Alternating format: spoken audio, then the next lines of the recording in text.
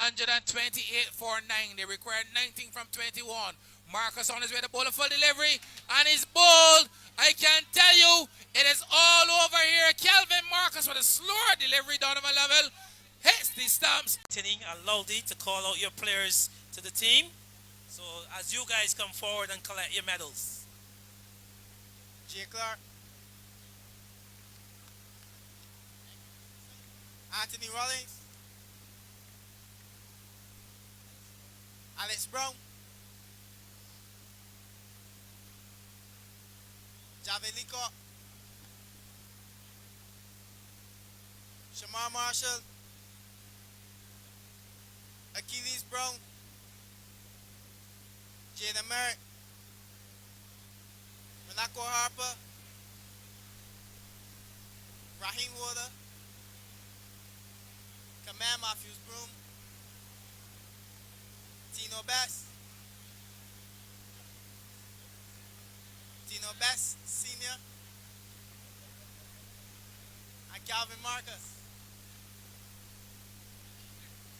Congratulations to the Ramppart team. You'll get your medal in a minute, but just stay there with me for a minute. I also have here to my right Tino Best, one who have went on to play Test cricket for the West Indies. Tino, first of all, to you, your thought on the conditions here this afternoon.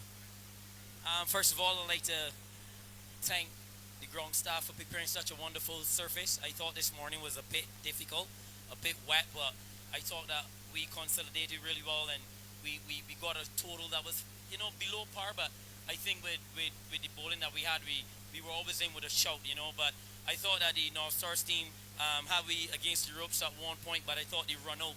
And we always say in the team huddle, we need a run out. You always play cricket, we need a run out. And I thought that run out was really critical, and I think it swung the game back towards us momentarily, because I thought Jones played a wonderful innings. Obviously, the old Sea Dog in myself still got a little bit of fire left in his belly. I think getting that wicket there was really critical for us to get over the line, and I thought that young Roach captained brilliantly. A player of your caliber to come to play amongst these guys, you're just under your peers, as they always say. But how did you find that? Did you still have that enthusiasm to carry on and play in a competition of this stature? Yeah, for sure. Keith Boyce was a fantastic all-rounder. Anytime that anybody want to know how good Keith Boyce was, you can go on Cricket Info, 900 first-class wickets. And, he was incredible. Got to meet him a couple of times, and he was always enthusiastic about youth. So anytime Sammy Skeet tell me about this tournament, I'm always going to come and play. Playing down the North, I love the North. North Stars is my favorite first-class ground. It's a shame the BCA don't use it anymore. We used to have some incredible first-class games down there under the leadership of Courtney Brown. I remember the final we won against Jamaica. Man, that was Barbados cricketers used to look forward to play at North Stars. There was some great times back in those days. But I thought that, playing in the North, very passionate about their sports. And it's always tremendous when little kids come up and try to ask or try to pick my brain in how to get to the next level. And basically is always believe in yourself. I think that, we live in a society that always say, do your best, be the best. And then when you do that, they judge you. So I want kids to always continue to strive for excellence and don't worry about what anybody says. The man in the mirror is the most important man, which is yourself. And you keep grinding and pray to God, and everything will work out. But if you stay with me as Zaidi and as well as Zidane, grandkids of Keith Boyce, they're going to do the shield presentation here, as well as the medal to the captain of the Ramppart team, Tennyson Roach Jr. I can tell you as well, Tennyson Roach, he was also entrusted to captain that Keith Boyce select team that played against the Barbados Pelicans at the Carlton ground a few weeks earlier. So, well done again, Tenny.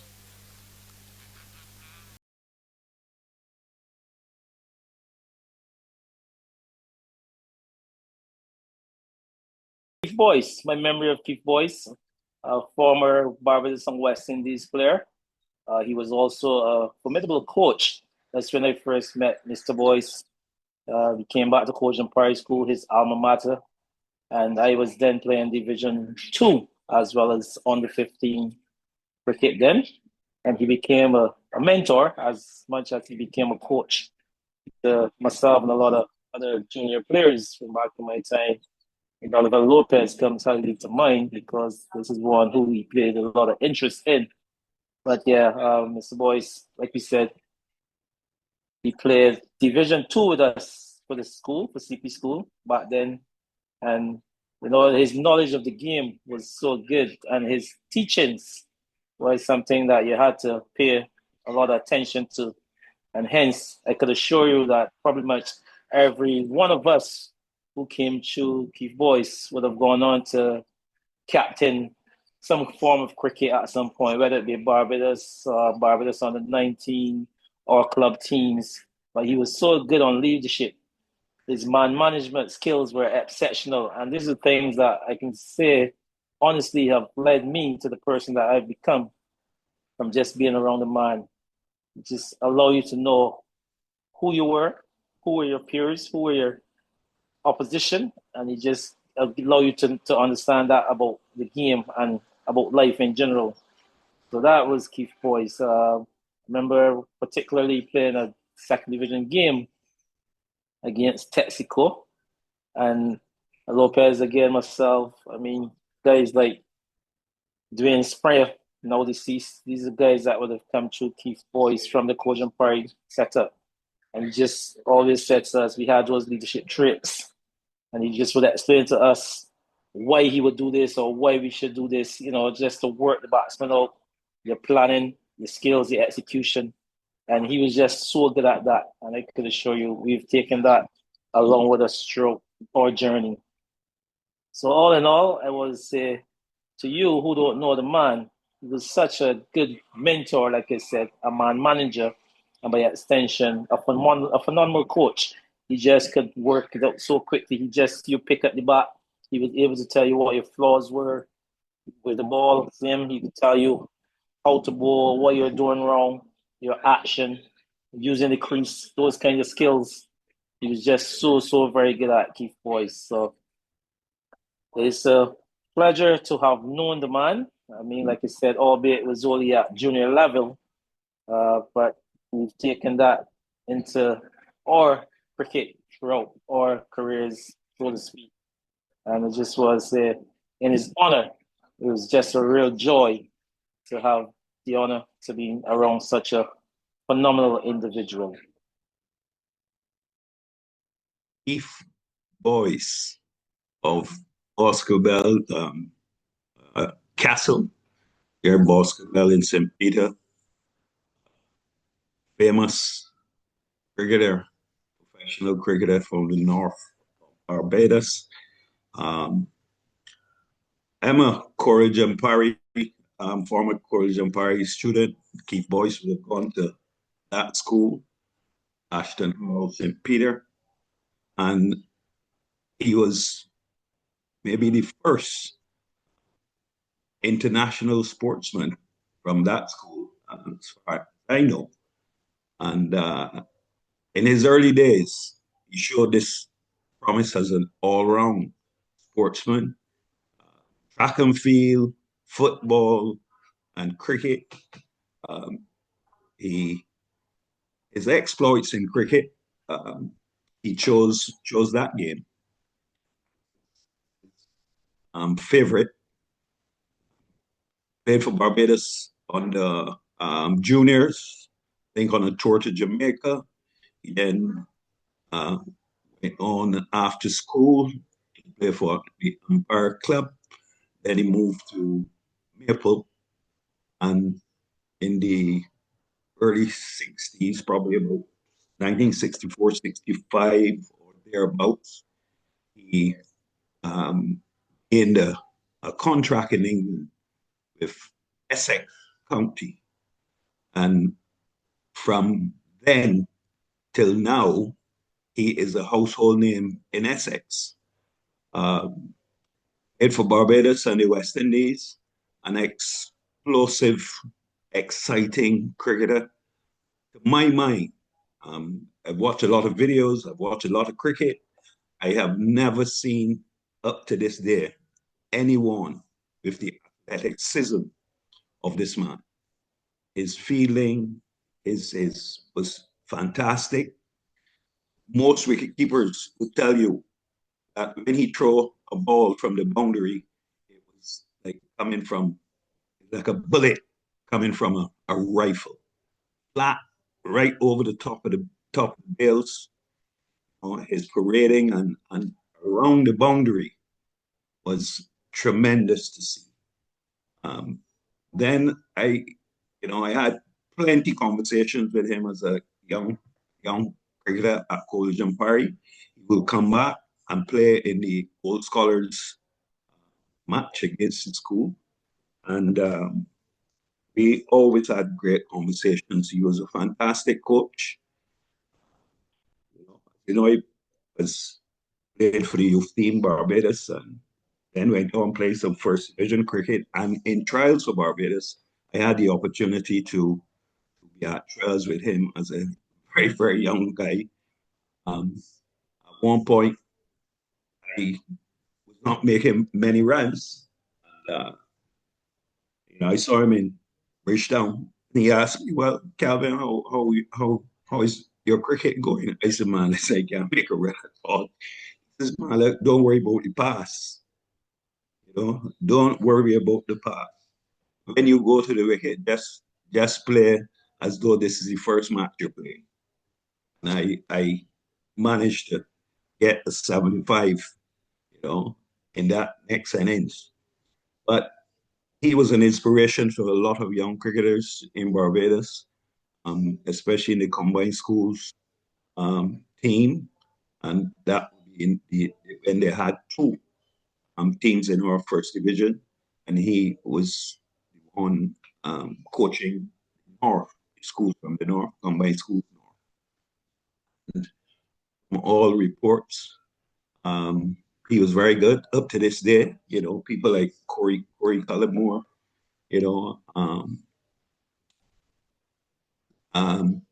the Lopez brothers, and many others from the North. He was extremely helpful. It was a real tragedy to lose him when we did at a very tender age of 53, I think. He was also a board member of the Barbados Cricket Association board. Very, very inspiring man. And to say may he continue to rest in peace. And it is a great effort and they who brought this tournament in his name, in memoriam of him, to be played every year. And I will continue to be a supporter of it. And I always remember that, man. His memory, my memory of him stays all time. He was my hero at school, playing softball cricket in the community. I would take the ball and try to bowl fast, copy his action, and copy how he would walk back to his mark and just hitch the leg, the right leg, sorry, of his pants, and say, "I'm Boyce." But he's a tremendous man, a fantastic cricketer.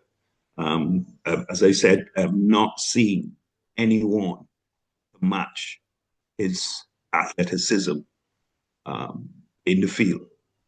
And, he was perhaps the most explosive cricketer in the limited over format in county cricket. Always remembered.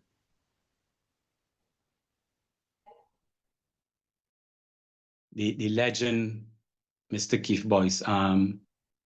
I wouldn't have had a lot of cricketing experience with Keith Boyce as far as coaching is concerned.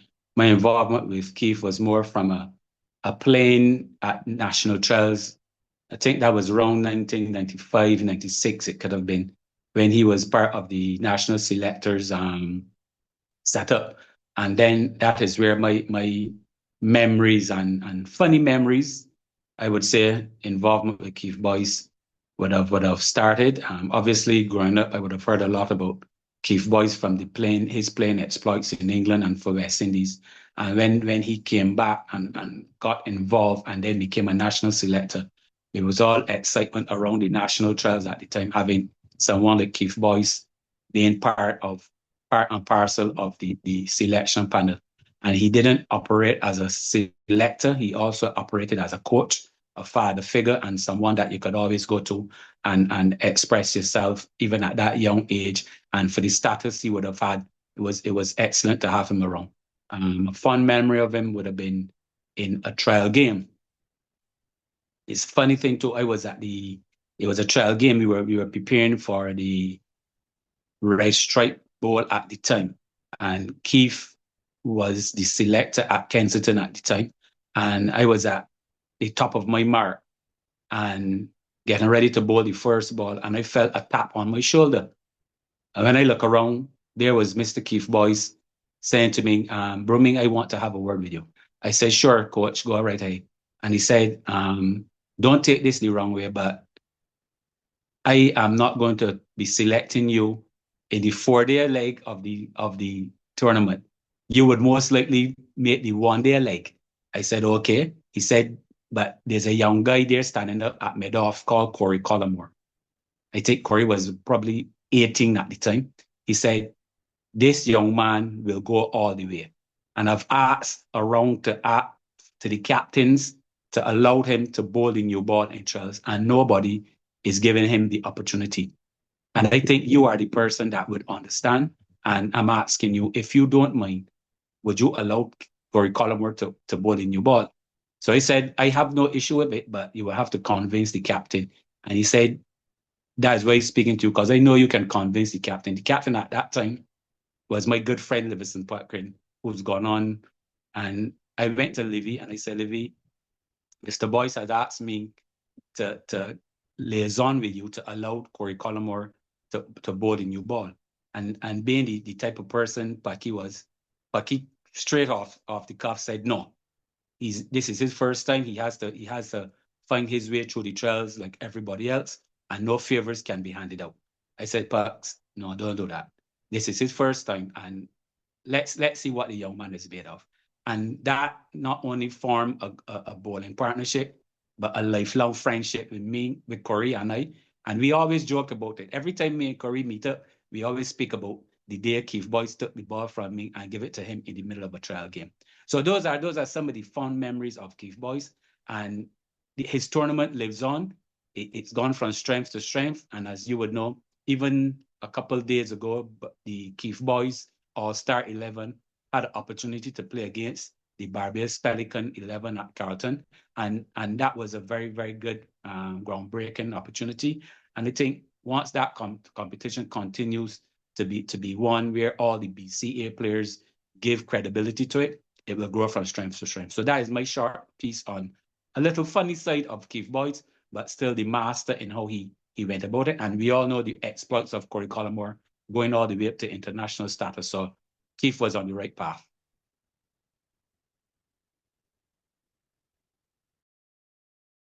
Well, all I can say is that my experience with Keith Boyce really goes all the way back to my school days at our alma mater, Coleridge and Parry.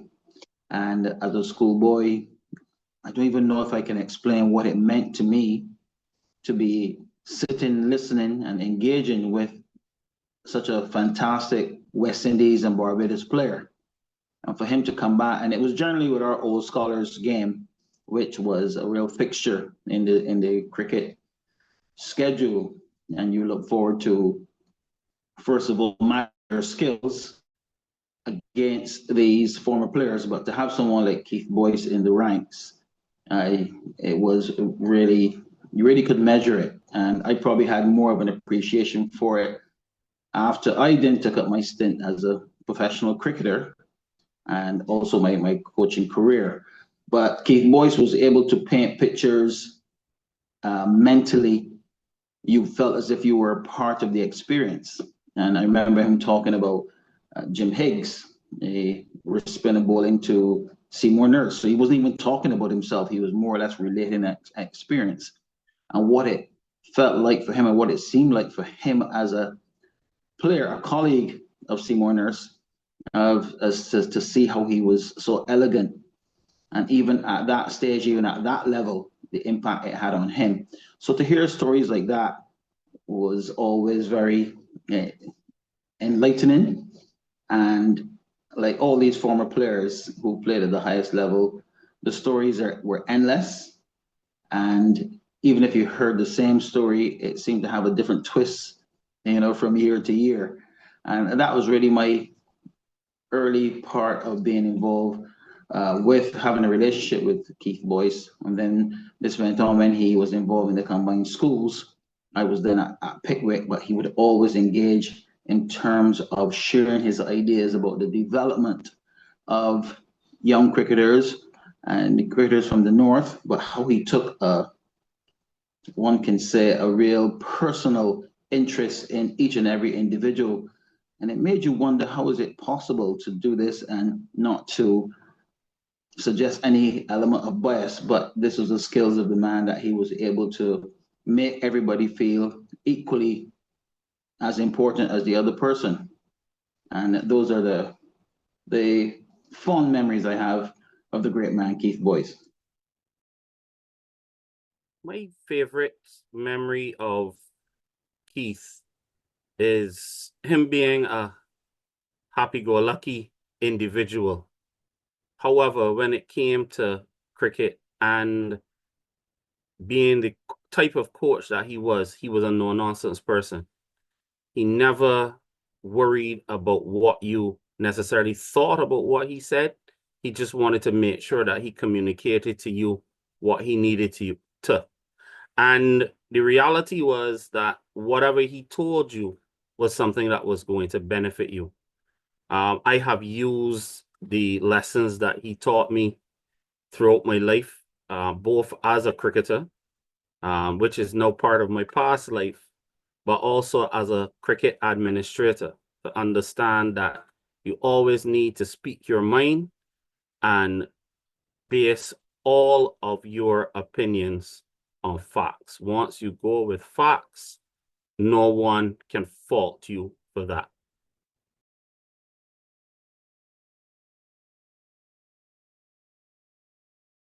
He was entertaining. He was loving. He was a very bubbly person, always wanting to do things, and especially engage his two daughters. He was proud of them. Persons would joke and say, you don't have any sons. But my dad always said, my two girls could play sports just as good as a boy. And, he was always very proud of us, always wanted to be around us. And that was amazing. My sister would eat lunch with him nearly every day. And then, he would pass by my workplace and see if I'm okay. But everybody knew him. So, even to be out in public with him, it would be a challenge to get to where you're going because everybody's going to stop him. Though, no matter who it is, he will stop and speak to you. So he was very engaging. He was a fun-loving person. Really, he was talkative. He was loud, but very entertaining. He played for Essex, and we would have visited there, can't even remember which year. And when they announced that he was there, actually, we were mobbed. I actually lost track of where he was because the persons were just coming and, want to speak to him, want to see him. And I just sat there for a while and I was amazed that persons recognized him and were so happy to see him. I even visited a sports store with him. And the gentleman, from the time he walked in, he recognized him and he told him, take what you want. And I couldn't believe that he was so well known, not even just locally, but overseas as well, So that's really good to know. I've never gotten the chance to go back to Essex, but I've been to England with my son because he went to play some cricket there over there for a while. And, once they're here, this is Keith Boyce's daughter and his grandson, they're so amazed. They want to chat with you. And then my son looks just like him, walks just like him. You know, it's amazing. Yeah, and it's good to have that chat. I normally meet a lot of people that, you know, tell me the stories they've been to watch him.